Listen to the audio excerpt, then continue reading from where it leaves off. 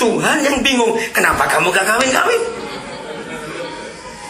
Dan dalam inisiatifnya itu Yahweh bertanggung jawab menjadikan penolong yang sepadan, luar biasa. Jadi inilah jodoh yang dari Tuhan. Kehendaknya atas semua orang di dunia itu menikah.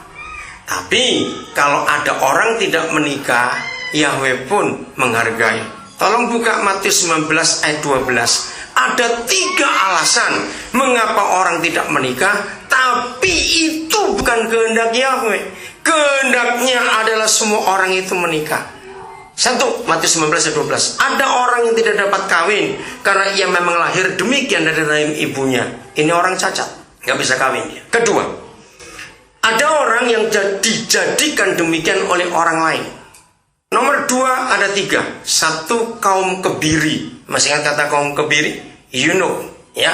Zaman raja-raja dulu, dia harus mengkebiri banyak laki-laki untuk menjaga para selir supaya nggak dimakan selirnya itu. Itu kejam sekali. Yang kedua, orang yang patah hati dibuat oleh orang lain. Dia kecewa dan dia nggak mau menikah. Dia takut disakiti. Nomor 3, karena orang tua terlalu cerewet untuk milih mantu sehingga anaknya nggak kawin-kawin. Oke, jadi kalau ada orang tidak menikah dijadikan demikian oleh orang lain, Tuhan pun menghargai. Nomor 3, dan ada orang yang buat dirinya demikian karena kemauannya sendiri oleh kerajaan surga. Nah, inilah orang Katolik memakai ayat ini. Siapa yang dapat mengerti, hendaklah ia mengerti. Oke, jadi kehendaknya semua orang menikah. Tolong sampaikan kepada anak-anak kita. Kembali arti Kejadian 2:18. Karena ayat itu menuliskan bahwa Bapa di surga adalah pribadi satu-satunya yang berinisiatif manusia itu menikah. Dan dia bertanggung jawab menyediakan yang sepadan. Berarti jodoh hak mutlak Tuhan. Kalau gitu apa definisi jodoh? Saya persingkat. Definisi jodoh itu cuma 1. Apabila mata kita tidak ikut-ikut milih. Nah, itu jodoh. Jadi kalau mata kita melihat, kalau kita cewek melihat cowok cakep, cakepnya kesetrum hatinya, itu wajar. Karena memang lihat cowok cakep. Begitu pula kita kalau cowok lihat cewek cantik, wih cantiknya, kita kesetrum. Nah, itu hawa nafsu. Cara itu baik-baik. Kalau jodoh itu begini. Mata melihat, aduh itu orang jelek bener, tapi hati kesetrum. Nah, itu dia. Catat baik-baik. Betul, saudara. Luar biasa. Dunia saja punya istilah begini. Hey, kalau semua milih yang cantik dan yang cakep, siapa yang jelek dikasih siapa? Bayangkan. Dunia aja bisa begitu. Tapi ada yang ngotot. Oh, tidak bisa. Aku ingin memperbaiki keturunan. Saya tunjukkan. Maaf jangan tersinggung. Siapa pernah melihat ada seorang suami cakepnya luar biasa? Wih, begitu kita lihat istrinya, cantiknya luar biasa. Ya Tuhan, anaknya jelek-jelek. Apanya memperbaiki keturunan? Saya tanya, pernah nggak ketemu pasangan seperti itu? Ya sudah. Maka itu jodoh bukan karena mata, tapi hati. Tulis itu baik-baik. Oke, lanjut. Kembali ke Kejadian 1:26.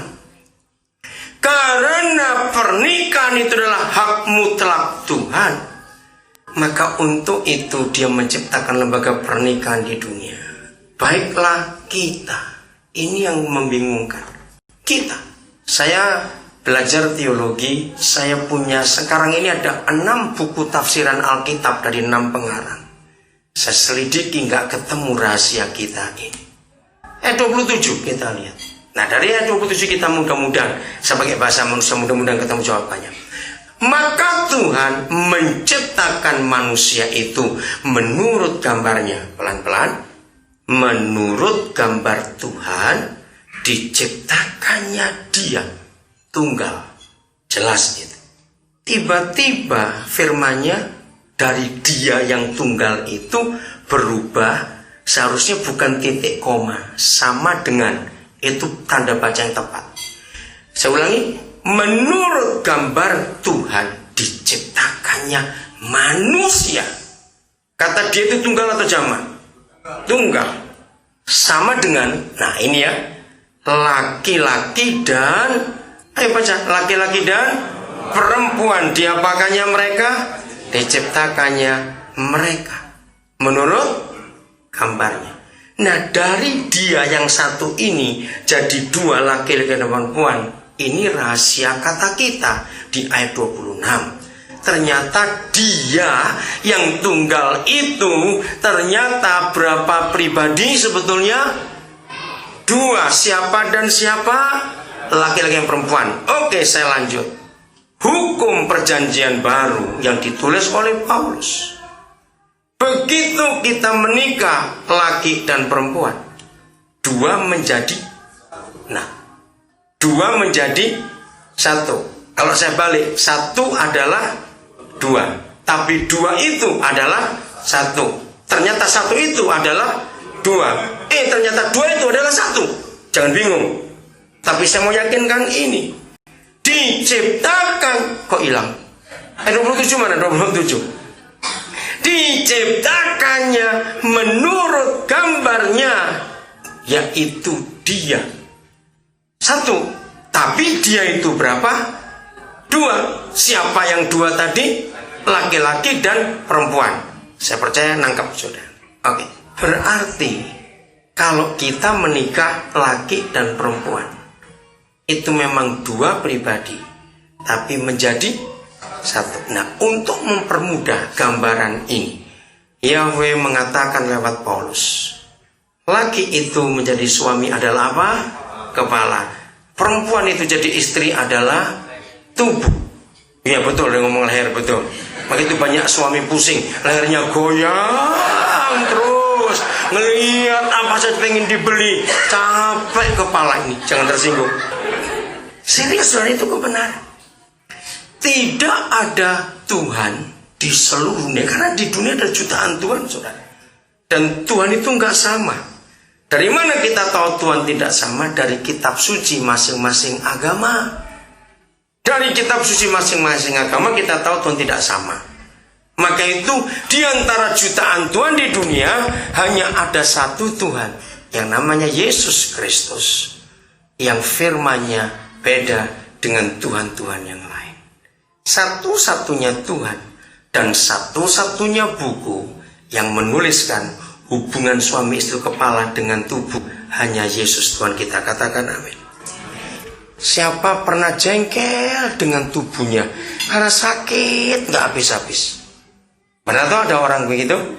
Apakah kepala berkata, bosan aku punya kamu, sakit terus, potong aja lah, cari tubuh lain. Mati dia. Begitu pula tubuh, jengkel habis dengan suaminya karena kepalanya pusing terus, sampai dijeduk-jedukan ke dinding masih pusing. Maka tubuh capek aku punya kepala kamu, ganti sudah, potong kepalanya, mati. Bayangkan. Hubungan lebih jauh lagi. Seluruh dunia tahu bahwa pernikahan itu diibaratkan, ini indah. Coba renungkan. Pernahkah orang membayangkan pernikahan itu seperti bis, kereta api, pesawat? Pernikahan digambarkan seperti apa alat transportasinya? Kapal. Nah, betul? Mau orang ateis, mau orang komunis, mau orang kafir, mau orang beragama, semua manusia menyetujui bahwa pernikahan itu seperti kapal, bukan seperti kereta api atau mobil atau pesawat. Aneh. Kenapa di logika semua manusia ada konsep itu? Nah, kalau bicara pernikahan seperti kapal, semua orang tahu, walaupun tidak semua kita pernah naik kapal atau ngerti kapal. Dengar, perahu saja itu tidak mungkin ada dua motoris atau dua nakoda. Kenapa yuk? Ya, kalau ada dua nggak nyampe-nyampe, ribut dulu dua nakoda ini. Jadi ketika Bapa di surga memberi hukum, hai istri, tunduk kepada suamimu. Bukan Tuhan menjajah perempuan, laki-laki menjajah perempuan. Tidak.